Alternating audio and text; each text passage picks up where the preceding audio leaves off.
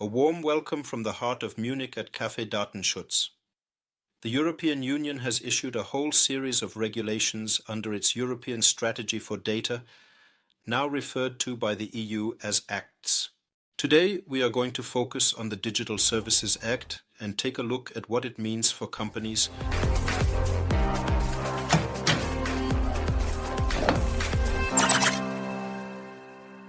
The Digital Services Act, or the Law on Digital Services in German, aims to provide more legal certainty in the digital space, particularly on the Internet. It replaces, for example, the Network Enforcement Act. Who is the Digital Services Act for? The Digital Services Act is directed at all providers of digital services, from local access providers and commercial operators of web forums to large US corporations. The most extensive rules apply to the so-called very large online platforms and very large online search engines, which must each have more than 45 million monthly active users within the EU. What does the Digital Services Act regulate now? It primarily regulates how platforms handle content published by users. It applies particularly to illegal texts, images, videos, and obliges platform operators, in addition to additional transparency obligations, primarily to reporting and redress procedures, as well as internal complaint management.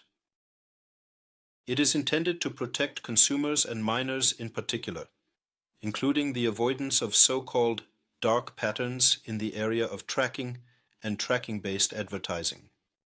What penalties are threatened for violating the Digital Services Act? The fine regime is aligned with the GDPR, and fines of up to 6% of the previous year's revenue are possible.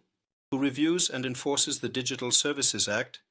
For the large providers, the European Commission is primarily responsible, while for the smaller providers, it is the respective national supervisory authorities.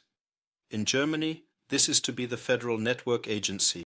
To quote Homer Simpson, the Internet still has this nonsense. And with that, the Digital Services Act imposes a whole range of new obligations on providers of content published on the Internet. This is particularly true for large providers. They are obliged to more transparency and must have appropriate processes in place to be able to remove illegal content as part of complaint management. What else has happened?